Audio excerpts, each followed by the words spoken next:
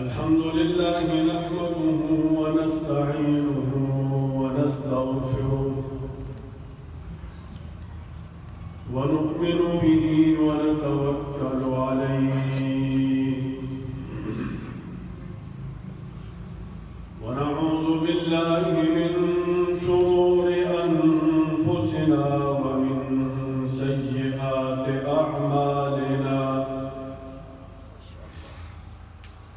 من يهده الله فلا مضل له ومن يضلله فلا هادي له وأشهد أن لا إله إلا الله وحده لا شريك له وأشهد أن سيدنا ومولانا محمدًا عبده ورسوله أما بعد فأعوذ بالله من الشيطان الرجيم بسم الله الرحمن الرحيم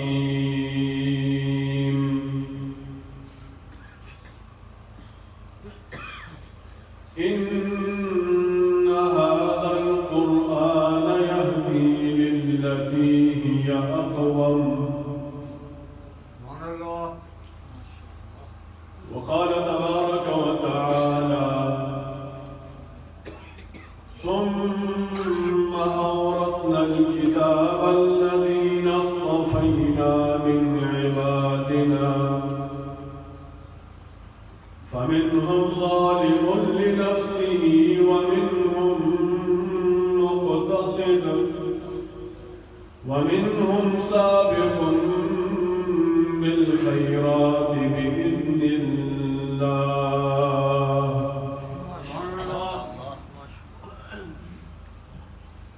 وقال تبارك وتعالى ومن أعرض عن ذكري فإن له معيشة ضنكا ونحشره يوم القيامة أعمى قال رب لم حشرتني أعمى وقد كنت بصيرا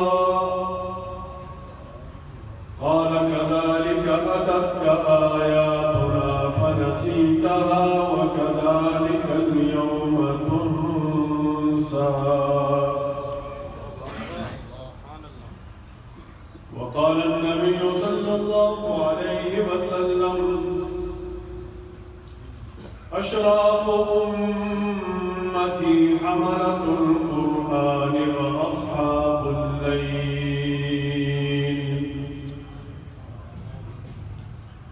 وقال عليه الصلاة والسلام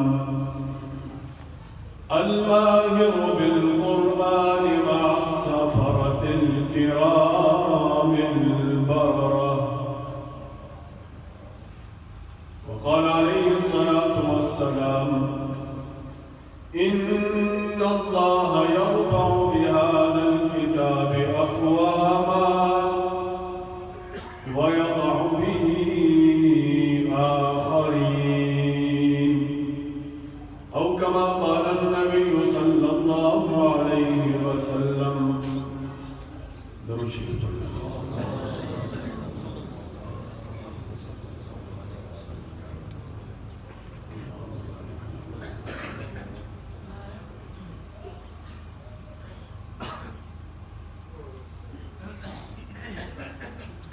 انتهائی قابل احترام معزز محترم علماء کرام طلباء اسلام اور نہایت مخلص مواہد بزرگوں دوستوں نوجوان ساتھیوں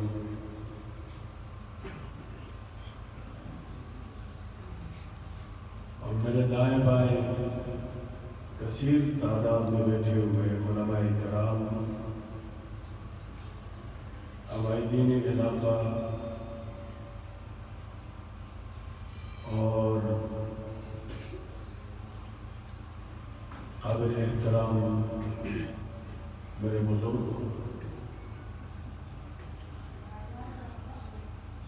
سب سے پہلے تو میں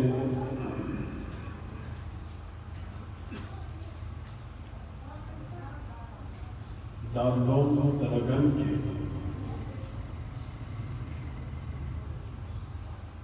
منتظمین، مدرسین اور پورا سٹاف دل کی گہرائیوں سے مبارکباد پیش کرتا ہوں کہ آج ان کی محنت کا ثمر اور پھل ان کو ان چھوٹے چھوٹے نوجوانوں کی صورت میں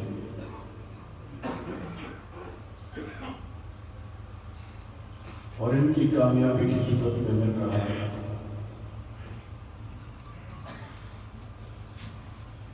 یہ اس طرح ہے جس طرح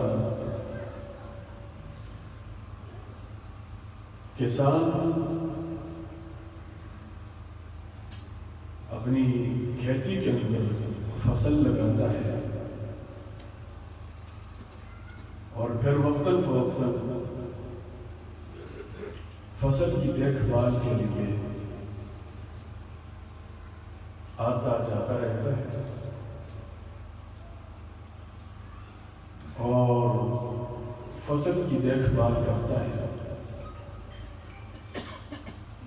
ایک ایک دن کے گزرنے کے ساتھ ساتھ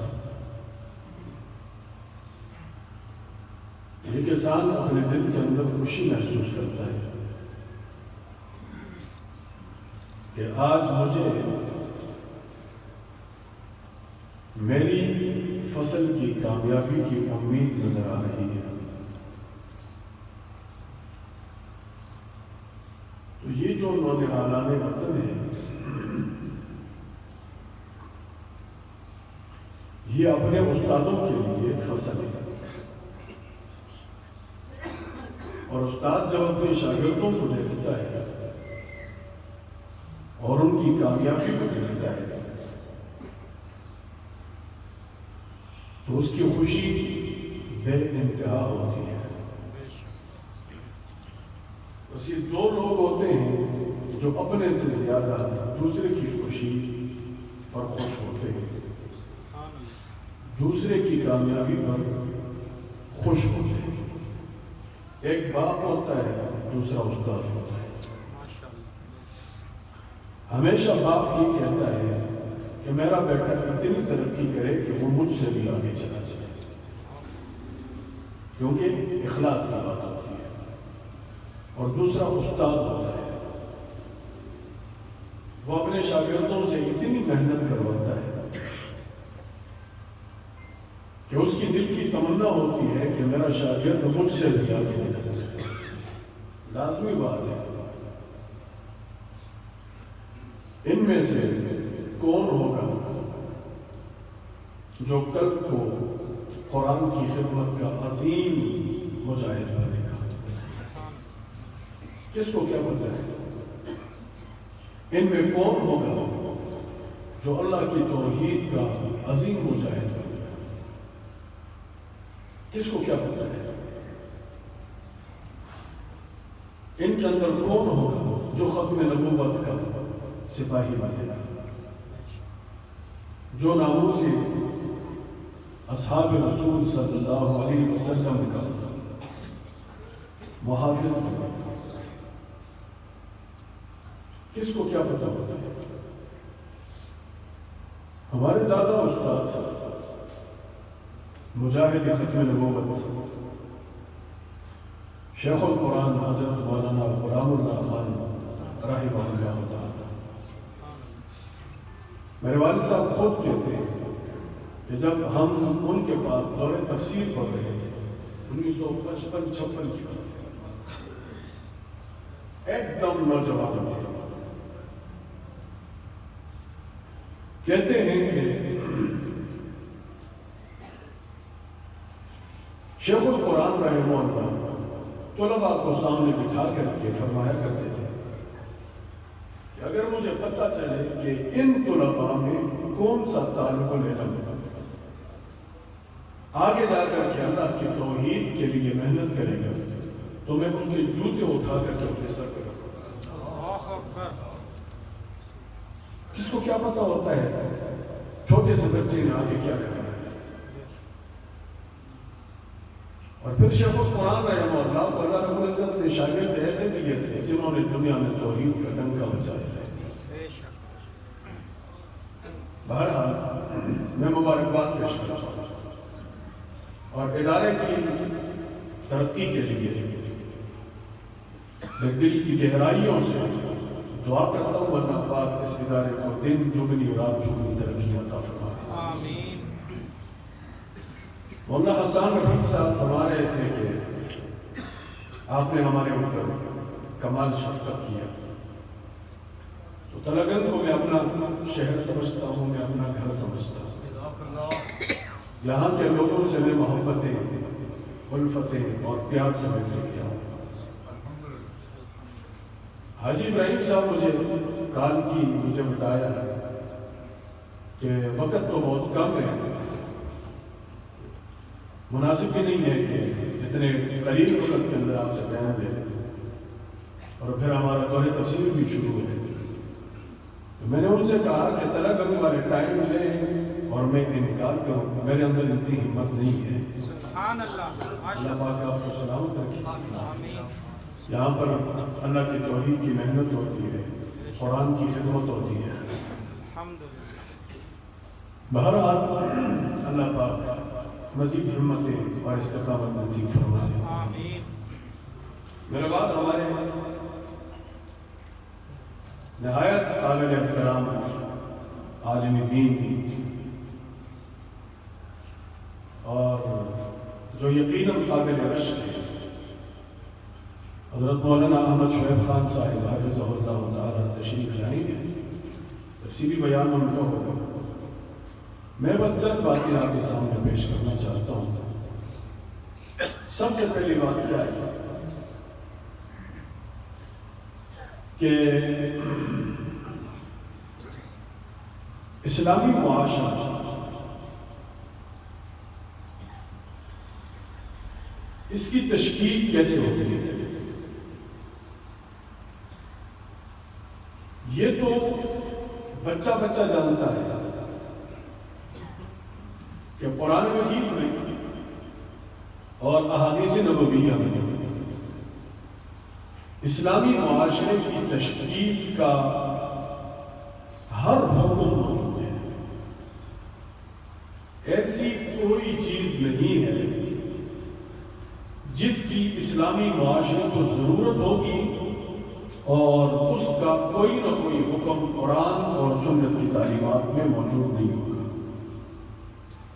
یہ بچہ جانتا ہے۔ قرآن تبیانہ لکل شیء ہے، ہر چیز کی وضاحت قرآن کے اندر اشارتاً یا صراحتاً موجود ہے، اور اس کی مزید تفصیلات رسول اکرم صلی اللہ علیہ وسلم نے اپنی احادیث کے اندر فرمائی ہے۔ یہ ساری چیزیں اگر اوراق کی شکل میں ہو تو کتابوں کے اندر ساری چیزیں موجود ہیں۔ اصل چیز کیا ہے؟ اصل چیز تعمیل ہے، عملداری ہے، امپلیمنٹیشن ہے۔ کہ ایک چیز آ گئی ہے آپ کے سامنے، اس پر آپ عمل کریں، اس کو آپ اپنے معاشرے کے اندر اپلائی کریں، اس کو آپ اپنے معاشرے کے اندر نافذ العمل کریں۔ اصل چیز یہ ہوتی ہے۔ یہود خراب کیوں ہوئے تھے؟ بنیادی وجہ یہ تھی کہ اللہ رب العزت نے ان کو تورات جیسی عظیم نعمت سے نوازا، اتنی عظمت والی بڑی کتاب دے دی، کہ جس پر عمل کرتے ہوئے ہزاروں انبیاء اللہ رب العزت نے حضرت موسیٰ علیہ السلام کی شریعت پر بھیجے. ہونا یہ چاہیے تھا کہ وہ اس پر شکر کرے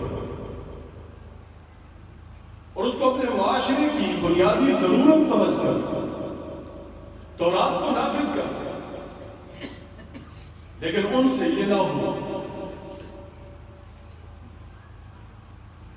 خود بھی تورات کو نافذ کرنے سے کتراتے تھے، دور بھاگتے اور کوشش یہ کرتے تھے کہ ہمارے سامنے کوئی تورات کی شریعت اور تورات کا کوئی حکم بیان بھی نہ کرے. وجہ کیا ہے؟ اگر تورات کی اصلی شکل قوم کے سامنے آ گئی تو قوم والے تو یہی کہیں گے کہ کتنی اچھی کتاب ہے، اس کے اندر کتنے اچھے احکامات ہیں، لہذا ہمیں اس کے اوپر عمل کرنے کی ضرورت ہے. اس لیے تورات والوں نے تورات کو اپنی قوم سے چھپا کے رکھا. بخاری شریف کے اندر مکرر روایت ہے،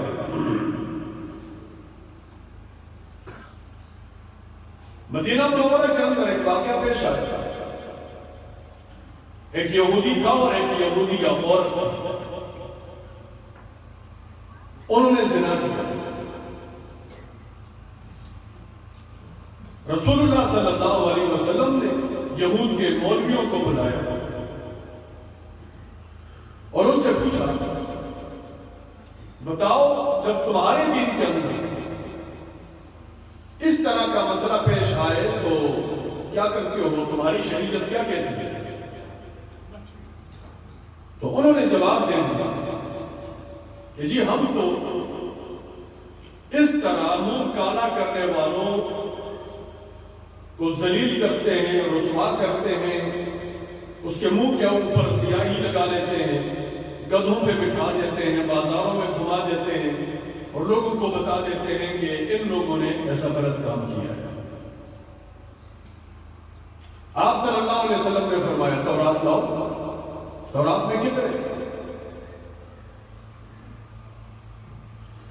تو وہ جو یہودیوں کا مولوی تھا اس نے تورات کی آیت کے اوپر ہاتھ رکھا اور اوپر نیچے پڑھنا شروع کر دیا. حضرت عبداللہ ابن سلام رضی اللہ تعالیٰ عنہ جو یہود بہت بڑے عالم دین تھے، بہت بڑے عالم، اسلام لانے سے پہلے ان کی بڑی عزت ہوتی تھی، احترام ہوتا تھا. حضرت عبداللہ بن سلام رضی اللہ تعالیٰ عنہ نے فرمایا ارفع یدک، ہاتھ اٹھا.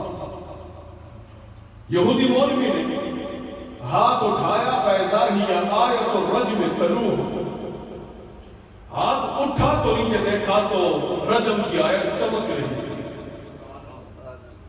حکم یہ ہے کہ اگر کوئی اس طرح کا جرم کرے تو اس کی سزا یہ ہے کہ اس کو سنسار کر دیا جائے.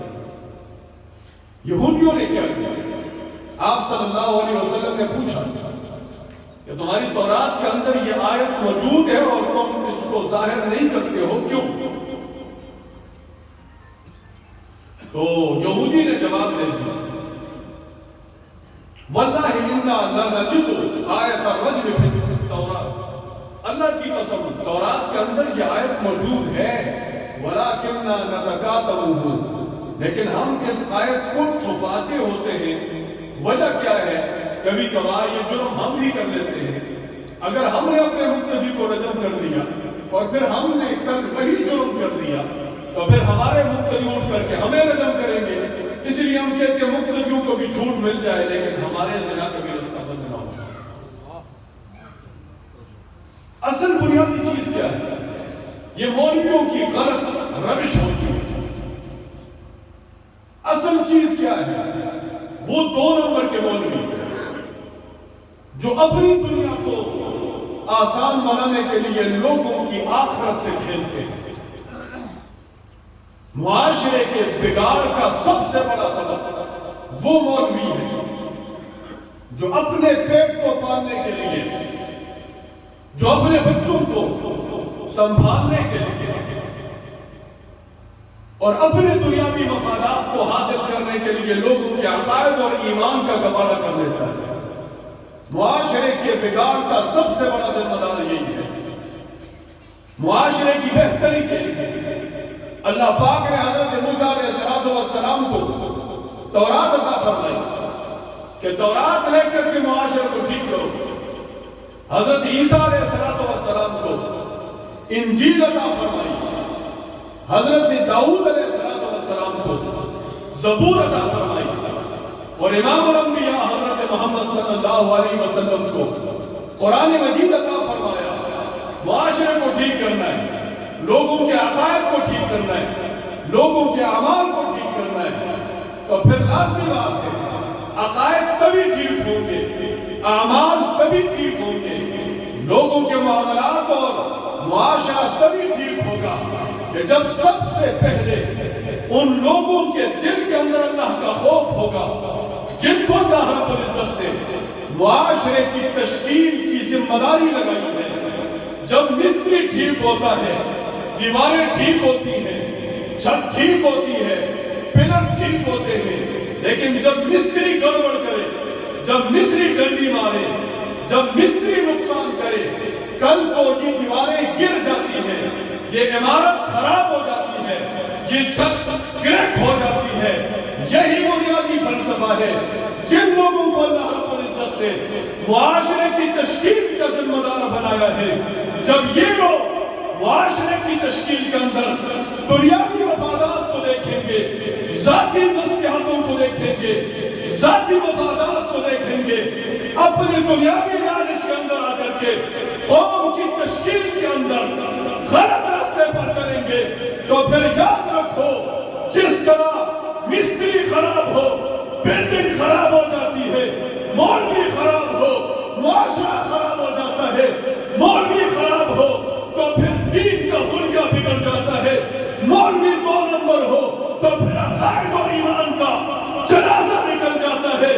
جہاں پر دنیا کے معاملات کے اندر اگر کوئی مستری ہمارے گھر کو خراب کر دے، تعمیر خراب کر دے، کل تو ہم اس کے گریبان کے اندر ہاتھ ڈال کر کے اس سے سوال کرتے ہیں میرے گھر کو کیوں خراب کر لیا، میرے رزق کو کیوں خراب کر لیا، میری چھت کو کیوں خراب کر لیا، میری ساری عمر کی کمائی میں نے لگائی تھی اس کمائی کو کیوں خراب کر دیا، میں نے روزی روٹی کا مسئلہ بیوی بچوں کے لیے بنایا تھا لیکن بھائی کو میں نے جمع کیا یہاں پر لگانے کے لیے، مجھے بتاؤ میرے خون پسینے کی کمائی کو کیوں خراب کر دیا۔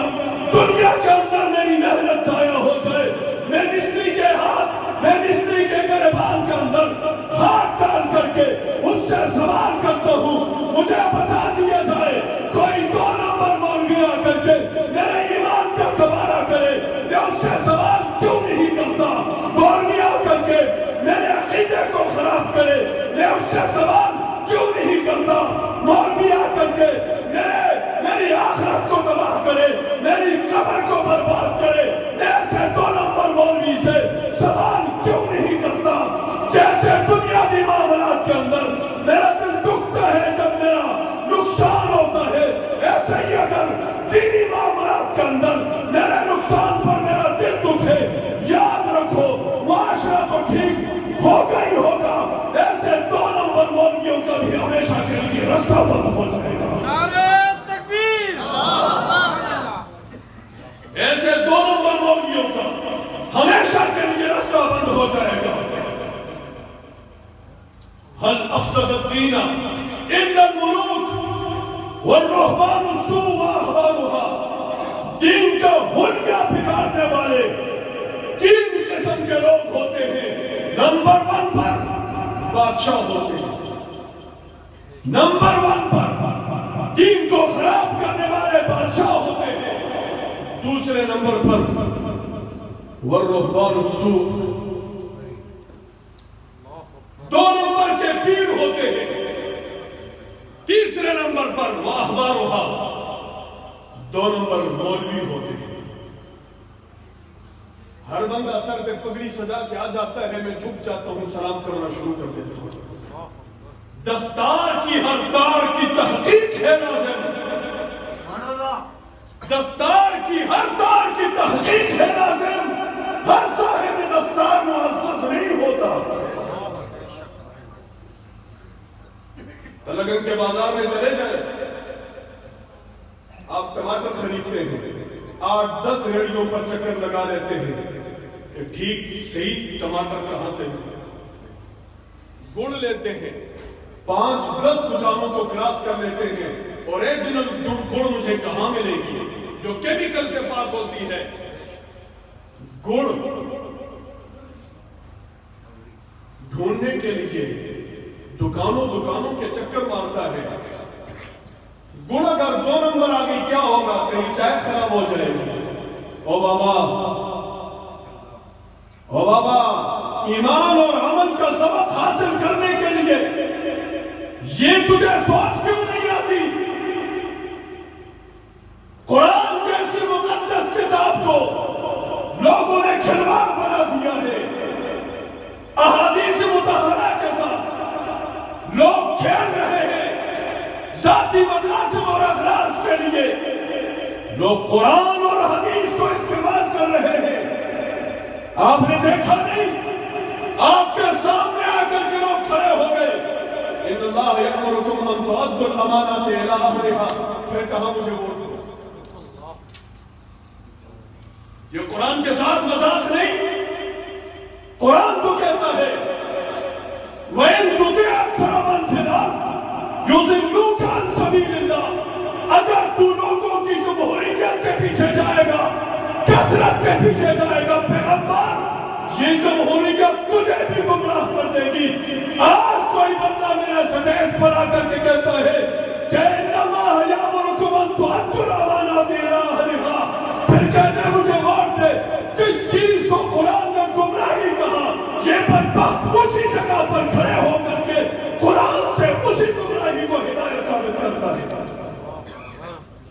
یہ جرم نہیں ہے، لوگ مذاق بنا رہے ہیں قرآن اور سنت کا، اور پھر جو بندہ قرآن اور سنت کی خدمت کرتا ہے، قرآن اور سنت کی صحیح تعلیم معاشرے کی تشکیل کے لیے سامنے رکھتا ہے، یہ جو 2 نمبر کے مولوی ہوتے ہیں ان کے خلاف پروپیگنڈا کرتے ہیں۔ توجہ ہے آپ کی؟ بڑی توجہ ہے، میں اصل بات کرنا چاہتا ہوں۔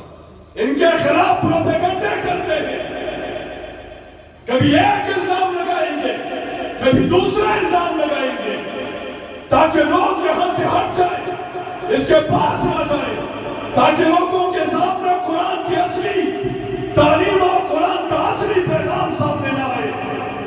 ہمارے پیٹ بھرے رہیں گے، ہماری جھولیاں بھری رہیں گی، لوگ ہمیں نذرانے دیتے رہیں گے، ہمارے بارے میارے ہوں گے، مزے کریں گے، چرچے ہوں گے۔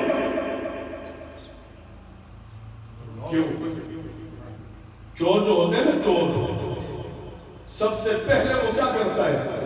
جس رستے سے گزرتا ہے سامنے لائٹ لگی ہے، لے کر کے لائٹ بجھا دیتا ہے، پہلے لائٹ بجھ جائے، چور کو اس کا رستہ مل جاتا ہے۔ اگر لائٹ لگی ہے، روشنی ہے، چور چوری کرنے کے لیے جاتا ہے تو محلے والے لوگ اس کا گریبان پکڑیں گے، اس لیے چور پہلے انتظام کر لیتا ہے، لوگوں کو میں اندھیرے میں رکھوں گا پھر چوری کروں گا۔ قرآن روشنی ہے، قرآن روشنی ہے، قرآن دلوں کی روشنی ہے، قرآن روح کی روشنی ہے، قرآن توحید کا پیغام ہے، قرآن اللہ کی الوہیت کا پیغام ہے، قرآن لوگوں کے دربار سے اٹھا کر کے اللہ کے دربار پر جھکانے کا پیغام لے کے آیا ہے۔ قرآن مجھے تجھے پیغام دیتا ہے، لوگوں نکل جاؤ، لوگوں کی عبادتوں سے نکل جاؤ، لوگوں کی پوجا سے نکل جاؤ، لوگوں کی غلامی سے نکل جاؤ۔ اللہ نے تمہیں آزاد پیدا کیا ہے، اس روشنی کی طرف آ جاؤ، تم آزاد معاشرہ بنا دو گے، آزاد معاشرے کے اندر آزاد حیثیت سے رہو گے۔ لیکن جو بندہ معاشرے کو غلام بنانا چاہتا ہے، جو بندہ لوگوں کو اپنی غلامی کے اندر لگانا چاہتا ہے، جو بندہ لوگوں کی جیبوں سے پیسے نکال کر اپنی جیب کے اندر ڈالنا چاہتا ہے،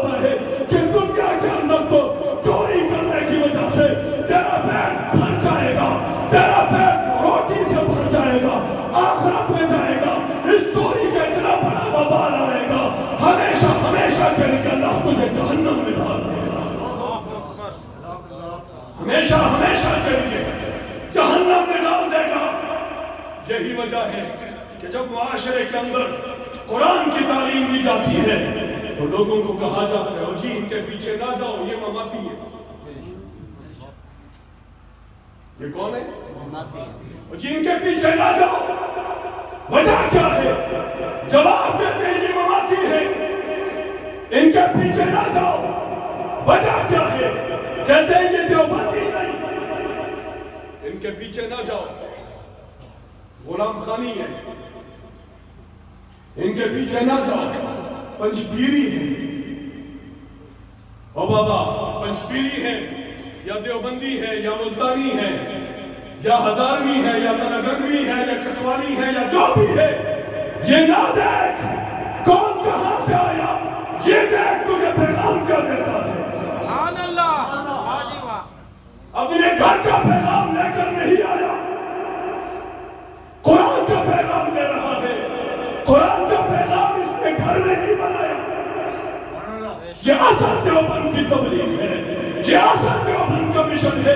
میں دعوے سے کہتا ہوں، بلکہ ایک قدم آگے بڑھ کر چیلنج سے کہتا ہوں، آج اگر پاکستان کے اندر کسی جماعت کے پاس دیوبند کا اصل مشن ہے تو وہ اصل مشن الحمدللہ اشاعت التوحید کے پاس ہے۔ نعرہ تکبیر، سبحان اللہ۔ اگر کسی کو بات بری لگتی ہے تو آئے مفتی اعظم پاکستان مفتی محمد شفیع رحمہ اللہ تعالیٰ کی مایہ ناز تفسیر معرف القرآن اٹھائے، اور مفتی اعظم مولانا مفتی تقی عثمانی صاحب کی انوار الباری اٹھائے، انعام الباری اٹھائے۔ دونوں کتابوں کے اندر لکھا گیا ہے، مفتی شفیع صاحب فرماتے ہیں شیخ الہند مولانا محمود حسن دیوبندی رحمہ اللہ تعالی مالٹا کی جیل میں تھے، توجہ ہے آپ کی؟ ذرا باتیں سخت ہو گئی، پریشان تو نہیں ہوئے؟ لہو دعوت الحق، جزاک اللہ۔ کہتے ہیں جب شیخ الہند واپس آئے مالٹا کی جیل سے، ہمیں بلایا، میرے سارے شاگردوں کو جمع کر لو، ضروری بات کہنی ہے۔ ہم آ گئے۔ ان لوگوں کے اندر مولانا رسول خان صاحب، مولانا انور شاہ کشمیری صاحب ہے، مولانا شبیر احمد عثمانی صاحب ہے، مولانا ظفر احمد عثمانی صاحب ہے، مفتی شفیع صاحب ہے، مولانا ابراہیم بلیابی صاحب ہے، مولانا انور شاہ کشمیری صاحب ہے، مولانا ادریس کندیلوی صاحب ہے۔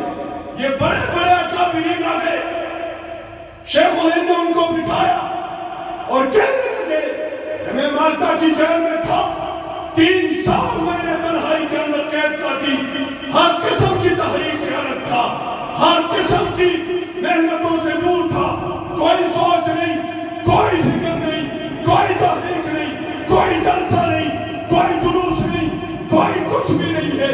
میں بیٹھا ہوا 3 سال میں سوچ رہا تھا کہ مسلمان کمزور کیوں ہو رہا ہے، کافر غلبہ کیوں پا رہا ہے۔ 3 سال تک میں اسی نقطے پر سوچتا رہا۔ 3 سال کے بعد میں ایک نقطے پر پہنچا ہوں۔ میرے شاگردوں، آج میں تمہارے سامنے وہ نقطہ رکھنا چاہتا ہوں۔ شاگرد پریشان ہو گئے، شاگرد پریشان ہو گئے۔ وہ کون سی بات ہے جو ہمارے بابا کو 80 سالوں کے اندر سمجھ نہیں آئی، 3 سالوں کے اندر سمجھ آ گئی ہے؟ وہ کون سی بات ہے؟ تحریکیں عدم موالات چلائی، کہتے ہیں کامیاب نہیں ہوئے۔ تحریک خلافت چلائی، کامیاب نہیں ہوئے۔ تحریک ریشم گمان چلائی، کامیاب نہیں ہوئے۔ تحریک مدارات چلائی، کامیاب نہیں ہوئے۔ تحریک آزادی چلائی، کامیاب نہیں ہوئے۔ کہنے لگے 80 سال کی محنت پیچھے رکھو، 3 سالوں کی سوچ سامنے لے کے آتا ہوں۔ سارے شاگرد متوجہ ہوئے۔ شیخ الہند نے فرمایا جیل کے اندر میں نے اسی نقطے پر سوچا مسلمان کامیاب کیسے ہوں گے؟ 2 باتیں ہیں، 2 باتوں پر عمل کرو، مسلمان ہمیشہ اوپر رہیں گے، کافر نیچے رہے گا۔ مسلمان غالب رہے گا، کافر مغلوب رہے گا۔ مسلمان حکمران اور حاکم رہے گا، شاگردوں کے کام کھڑے ہو گئے، کون سی بات استاذی لے کے آئے ہیں؟ شیخ الہند نے جواب دیا، پہلی بات جس کی وجہ سے آج مسلمان کمزور ہے، پہلی بات جس کی وجہ سے مسلمان مار کھا رہا ہے، پہلی بنیادی بات یہ ہے کہ یہ مسلمان اللہ کے قرآن سے دور ہو چکا ہے، اس کو قرآن کے قریب لاؤ، کامیاب ہو جائے گا۔ دوسری بات یہ ہے مسلمان انتشار کا شکار ہو چکا ہے، اختلاف کا شکار ہو چکا ہے، آپس میں لڑائیوں کا شکار ہو چکا ہے، اس کو اتفاق کی طرف لے کے آ جاؤ، اس کو اتحاد کی طرف لے کے آ جاؤ۔ یہی دو نکتے ہیں، اگر مسلمان قرآن کی طرف لوٹ کر آ جائے، مسلمان اختلاف چھوڑ دے، پوری دنیا پر مسلمانوں کی حکومت آ جائے گی۔ میرے بھائیوں، کراگن کے مسلمانوں، شیخ الہند کا پیغام آپ کے سامنے سنا رہا ہوں کہ جس جماعت نے شیخ الہند کی اسی سوچ کو لیا ہے، شیخ الہند کے اسی فکر کو لیا ہے، شیخ الہند کی فکر کی اگر کوئی امین جماعت ہے، ارشاد التوحید و سنہ ہے، جو آج بھی اپنے ہاتھوں کے اندر اللہ کا قرآن اٹھا کر کے گلی گلی، محلہ محلہ، کڑیا کڑیا، بستی بستی، شہر شہر جا کر کے میرا کارکن ہے تب بھی، ذمہ دار ہے تب بھی، عالم ہے تب بھی، ان پڑھ ہے تب بھی، امی ہے تب بھی، ہر بندے کے دل کے اندر سوچ ہے، ہر گھر تک اللہ کا قرآن پہنچ جائے۔ یہی وجہ ہے میں دعوے سے کہتا ہوں شیخ الہند کی فکر کی اگر کوئی امین جماعت ہے تو ارشاد التوحید و سنہ۔ نعرہ تکبیر، مسلک حق جمعیت اشاعت التوحید و سنہ۔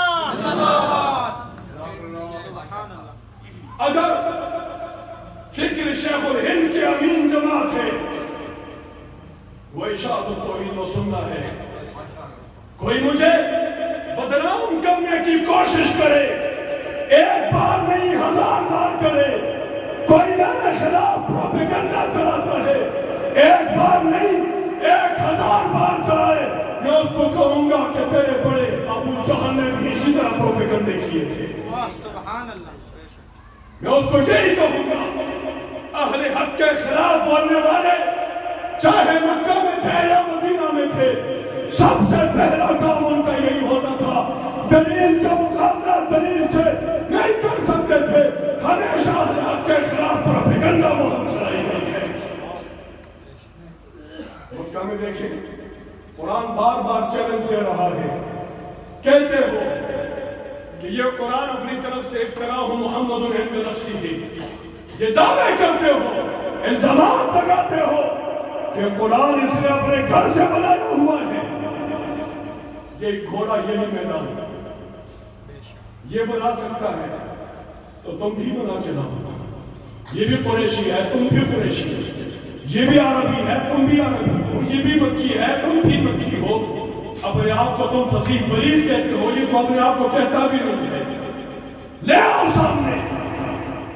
کسی کے نہ بن سکا، پروپیگنڈا شروع کر دیا، بدنامی شروع کر دی، کبھی کہا یہ ساحر ہے، کبھی کہا مجنون ہے، کبھی کہا کذاب ہے، کبھی کچھ کہا کبھی کچھ کہا، لیکن پروپیگنڈا مہم کبھی بھی اہل حق کے خلاف کامیاب نہیں ہو سکتی ہے۔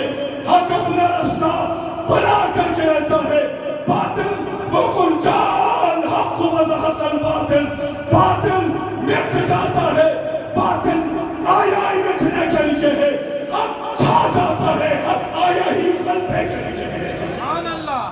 حق تو آیا ہی غلبے کے لیے ہے۔ حق کبھی پروپیگنڈوں سے مٹتا بولو بولو بولو مٹتا نہیں ہے۔ کوئی پروپیگنڈا چلاتا ہے، میں ابھی آپ کے سامنے عبداللہ بن سلام کا واقعہ ذکر کیا، بخاری شریف اٹھائیں، مکرر روایت ہے۔ حضرت عبداللہ بن سلام رضی اللہ تعالیٰ عنہ، آپ صلی اللہ علیہ وسلم مدینہ منورہ میں چلے گئے، حضرت عبداللہ بن سلام اپنی کھیتی کے اندر کام کر رہے ہیں، توجہ ہے آپ کو؟ بڑی توجہ ہے، کھیتی باڑی کر رہے ہیں، آپ صلی اللہ علیہ وسلم گزرے، کسی نے کہا ہے عبداللہ سنتے ہو یہ وہی بندہ ہے جو اپنے آپ کو پیغمبر سمجھتا ہے، اپنے آپ کو رسول کہتا ہے میرے اوپر اسی طرح پیغام اترتا ہے جس طرح موسیٰ پر اترتا تھا۔ اچھا چلو دیکھ لیتے ہیں، میں پوچھ لیتا ہوں، میرے پاس تو کتابوں کا علم ہے، مجھے پتہ ہے کہ پیغمبر کون ہوتا ہے کون نہیں ہوتا۔ آگے سوال کیے، 3 سوال ہے، تفصیل میں نہیں جاتا۔ آپ صلی اللہ علیہ وسلم نے تینوں سوالوں کے جواب دے دیے۔ عبداللہ بن سلام رضی اللہ تعالیٰ عنہ نے فرمایا، اے اللہ کے رسول ہاتھ آگے بڑھائیے، یہ مدینہ کے لوگ آپ کو قتل کریں گے، یہ مدینہ کے لوگ آپ کو تکلیفیں دیں گے، ستائیں گے، پریشان کریں گے، لیکن مدینہ کے اندر آپ کے ہاتھ پر ہاتھ رکھ کر کے عبداللہ بن سلام آپ کا غلام بن جائے گا۔ نعرہ تکبیر، آپ صلی اللہ علیہ وسلم نے ہاتھ آگے کیے، عبداللہ بن سلام نے ہاتھ پہ ہاتھ رکھا، مسلمان ہو گئے۔ پھر اگلا جملہ کہہ دوں، پھر کہنے لگے اللہ کے رسول، ان الیہود قوم بہت، ان الیہود قوم بہت، یہ یہودی بڑے تہمت لگانے والے لوگ ہیں، بہتان طراز لوگ ہیں، اگر ان کو میرے ایمان کا پتہ میرے تعارف سے پہلے لگ جائے تو پھر یہ آپ کے سامنے میرے اوپر بہتان تراشیاں کریں گے، جھوٹ بولیں گے۔ اس لیے میرے ایمان کے اعلان سے پہلے آپ یہودیوں سے جا کر کے پوچھیں کہ عبداللہ بن سلام تمہارے اندر کیسا انسان ہے، کیف فیکم عبداللہ بن سلام، کیف فیکم۔ انہوں نے کہا خیرنا وابن خیرنا، سیدنا وابن سیدنا، بڑا اچھا انسان ہے، اچھے انسان کا بیٹا ہے، سردار ہے، سرداروں کا بیٹا ہے۔ آپ صلی اللہ علیہ وسلم نے پوچھا اگر عبداللہ بن سلام نے اسلام قبول کر لے تو پھر کیا کہو گے؟ انہوں نے کہا توبہ توبہ توبہ توبہ توبہ توبہ، یہ کیسے ہو سکتا ہے؟ عبداللہ جیسا بڑا عالم اور وہ اسلام قبول کرے، نہیں ہو سکتا۔ عبداللہ بن سلام نے پردہ اٹھایا اور یہودیوں کی جماعت کے اندر آ کر کے کہنے لگے اشہد ان لا الہ الا اللہ واشہد ان محمد عبدہ ورسولہ۔ اعلان ہو گیا، اعلان کرنے کے بعد پھر آپ صلی اللہ علیہ وسلم نے یہودیوں سے پوچھا بتاؤ یہودیوں عبداللہ بن سلام کیسا انسان ہے؟ فوراً 500 پلٹ گیا، کہنے لگے شرنا وابن شرنا، بڑا گندا انسان ہے، گندے انسان کا بیٹا ہے، گندا انسان کا بیٹا۔ مطلب کیا ہے؟ جب کوئی مولوی میرے مزاج کے مطابق بات کرتا ہے اس کے لیے میں زندہ-باد کا نعرہ لگاتا ہوں، لیکن جب کوئی مولوی قرآن کا پیغام میرے سامنے رکھتا ہے، حدیث کا پیغام سامنے رکھتا ہے، اللہ کی توحید کا جھنڈا لہراتا ہے، پیغمبر کی سنتوں کا جھنڈا لہراتا ہے، تو پھر سنت کے خلاف جاتا ہوں، بدعات کا رسیہ ہوں، توحید کے خلاف جاتا ہوں، شرک کا پجاری ہوں۔ پھر ایسا مولوی بھی مجھے برا لگتا ہے، ایسے مولوی کی آواز بھی بری لگتی ہے۔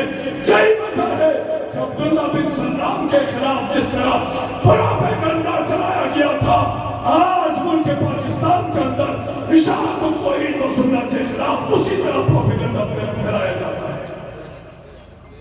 آخری بات کرتا ہوں، مجھے کہتے ہیں آپ کا وقت مکمل ہو گیا ہے۔ آخری بات،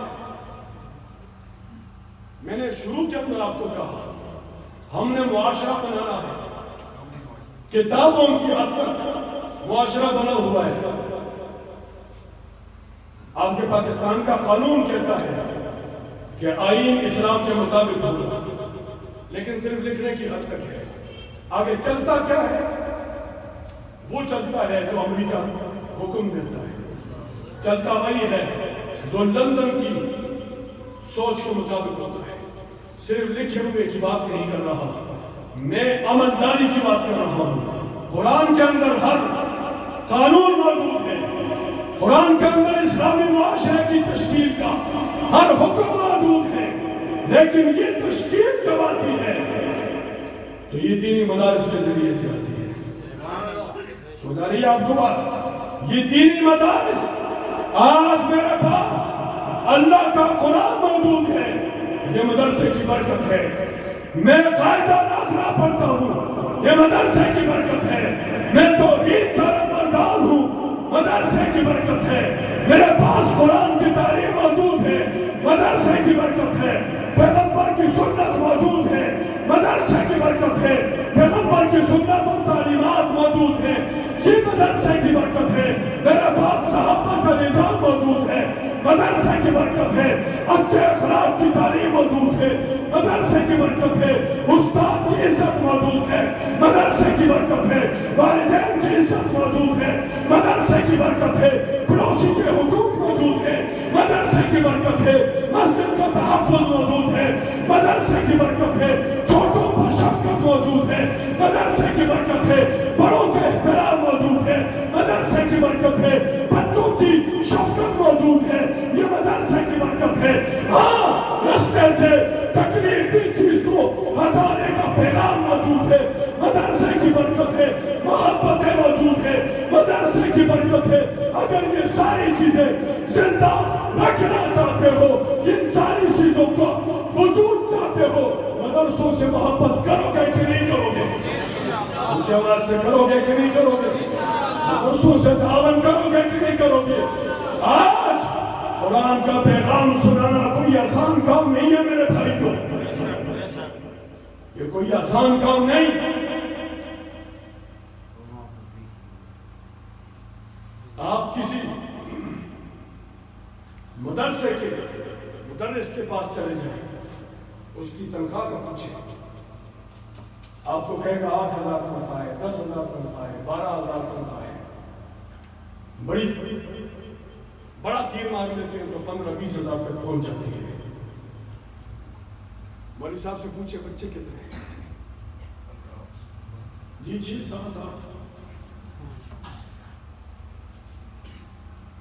سارے بچے پڑھتے ہیں، پھر اپنے گھر میں آ جائیں۔ تنخواہ کتنی ہے؟ 1.5 لاکھ، 2 لاکھ۔ بچے کتنے ہیں؟ 2۔ بچے کتنے؟ 2۔ لکھا ہوتا ہے بچے 2 ہی اچھے، جنوال صاحب کہتے ہیں بچے 2 اچھے، جوڑو کم از کم 4 بار جوڑے ہو جائے۔ ہمارے مانسرے کے اندر بندہ تھا، اس کے 2 بچے تھے، ایک لڑکا ایک لڑکی، خود امریکہ میں ہوتا تھا، اور اس کے دونوں بچے یہاں پاکستان میں پڑھتے تھے کالج کے اندر۔ بی ایس فائنل سیمسٹر کے اسٹوڈنٹ تھے، MBBS کے ڈاکٹر بن گئے۔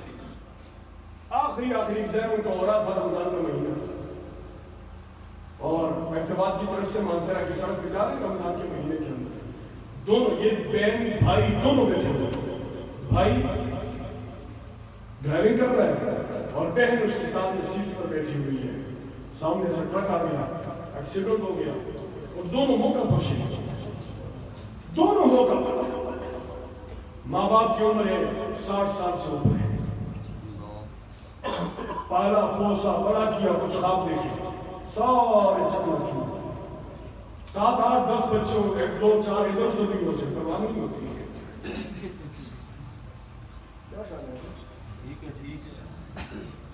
صحیح بات ہے، اسلام نے جو تعلیم دی ہے فطرت کے مطابق ہے۔ یہ دینی مدارس ایسی آسانی سے نہیں چلتے۔ 1.5-2 لاکھ کی تنخواہ ہوتی ہے، پوچھ لو گزارا کیسے ہوتا ہے؟ جی بڑی مہنگائی ہے۔ مدرسے کے مدرس سے پوچھنا، الحمدللہ اللہ کا کرم، 20,000 15,000 10,000 کے اندر ایسا گھومتا ہے جیسے کوئی بڑا لیڈ لارڈ ہوتا ہے۔ یہ بڑے دل گردے کی بات ہے بابا، یہ آسان کام نہیں ہے۔ اور پھر بالخصوص ان احسان رفیق صاحب نے مجھے بتایا اس ادارے کے بارے میں